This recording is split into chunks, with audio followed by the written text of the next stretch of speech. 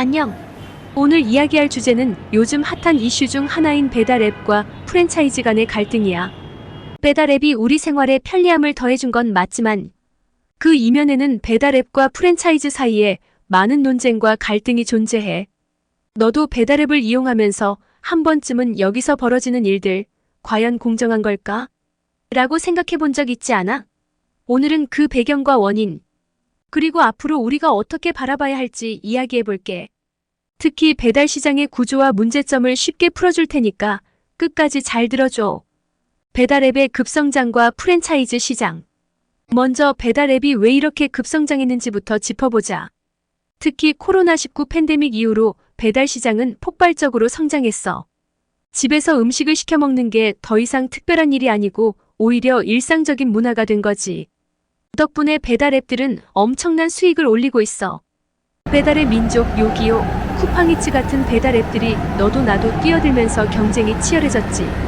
그런데 이 배달앱들이 커지면 커질수록 프랜차이즈 점주들이 받는 압박도 커졌다는 사실 알고 있었어?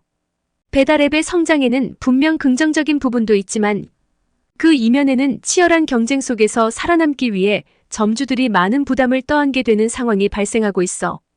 배달 수수료의 부담과 문제점. 배달앱과 프랜차이즈 갈등의 가장 큰 원인은 바로 수수료 문제야. 배달앱들은 매출의 일정 퍼센트를 수수료로 가져가는데 이 비율이 점점 높아지면서 점주들이 느끼는 부담도 커지고 있어. 배달의 민족 같은 경우는 건당 수수료를 받기도 하고 일정 비율을 매출에서 떼가는 구조인데 이 수수료가 결코 작은 금액이 아니야. 예를 들어 한 번에 2만 원짜리 음식을 팔았다고 해도 그중 상당 부분을 수수료로 내야 하거든. 이렇게 되면 음식을 많이 팔아도 남는 건 얼마 되지 않는 상황이 벌어져. 수익이 줄어드니 점주들은 음식 가격을 올리거나 메뉴 구성을 줄이는 등의 선택을 할 수밖에 없지. 그래서 너도 배달앱에서 음식을 시킬 때 가격이 오르거나 쿠폰이나 할인 혜택이 줄어드는 걸 느꼈을지도 몰라. 배달비 인상과 소비자의 부담. 그럼 점주들이 수수료 부담을 덜기 위해 선택한 방법 중 하나가 뭐냐면 바로 배달비 인상이야.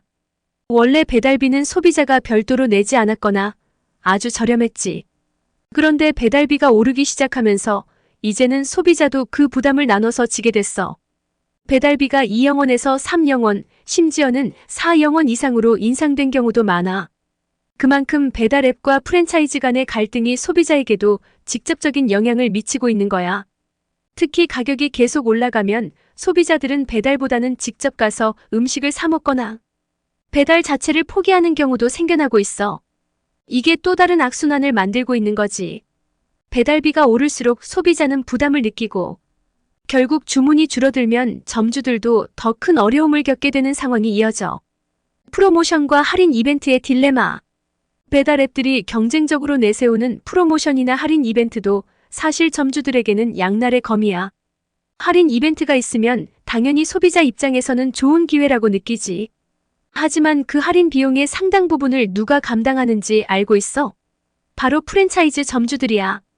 배달앱이 마치 자신들이 모든 할인을 제공하는 것처럼 보이지만 실제로는 점주들이 그 할인액을 나누어 부담하는 경우가 많아.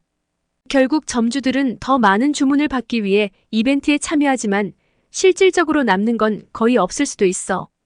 그리고 이런 이벤트는 자주 열리다 보니 점주들에게는 장기적인 부담으로 작용하고 있어. 그래서 점주들이 이게 정말 나한테 이익이 되는 걸까? 하고 고민하게 되는 거지. 배달앱과 프랜차이즈의 협력 구조. 사실 배달앱과 프랜차이즈는 서로 협력해야 하는 관계야.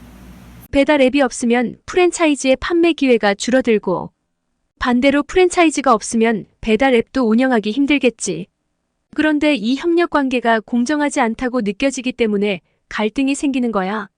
점주들은 자신들이 내는 수수료나 프로모션 부담이 너무 크다고 생각하고 배달앱들은 자신들의 플랫폼을 유지하고 성장시키기 위해 이 수수료가 필요하다고 주장해. 결국 서로의 입장이 엇갈리면서 갈등이 계속되고 있는 상황이야.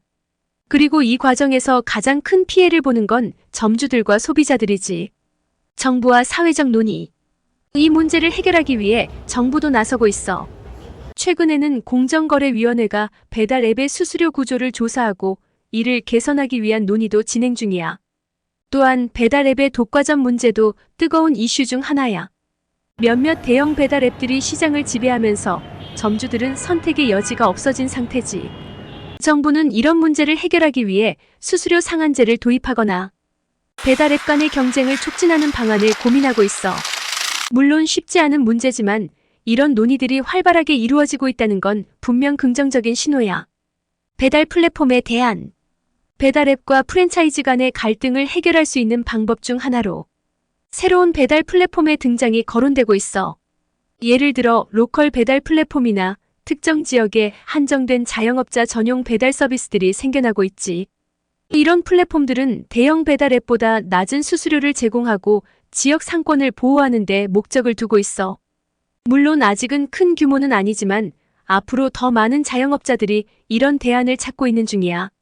소비자들도 이런 플랫폼을 이용함으로써 지역 상권을 지원하고 더 나은 소비 경험을 얻을 수 있겠지. 앞으로는 대형 배달 앱뿐만 아니라 이런 다양한 대안 플랫폼들도 함께 성장할 가능성이 커지고 있어. 배달앱과 프랜차이즈 갈등의 미래. 마지막으로 이 갈등의 미래는 어떻게 될까? 배달앱은 계속해서 성장할 것이고 프랜차이즈도 더 많은 매출을 올리기 위해 배달앱을 이용할 수밖에 없을 거야. 그렇기 때문에 양측이 상생할 수 있는 구조를 만드는 게 중요해. 단순히 누군가의 이익을 위해 다른 쪽이 피해를 보는 구조가 아니라 모두가 윈마이너스윈 할 수 있는 방법을 찾아야 하는 거지. 정부의 규제나 새로운 플랫폼이 등장하면서 이런 문제들이 조금씩 해결될 수 있겠지만 결국 핵심은 소비자, 점주, 그리고 배달앱 모두가 공정하게 이익을 나눌 수 있는 구조를 만들어가는 거야. 앞으로 이 문제에 대해 더 많은 논의와 해결책이 나올 테니 우리도 계속 관심을 가지고 지켜보는 게 중요해. 오늘은 배달앱과 프랜차이즈 간의 갈등에 대해 이야기해봤어. 이 문제는 단순히 돈의 문제가 아니라 우리의 생활 방식, 나아가 지역 경제와도 밀접하게 관련이 있어. 그래서 앞으로도 계속해서 중요한 이슈로 남을 거야. 오늘 영상이 도움이 됐다면 구독과 좋아요 잊지 말고 눌러줘.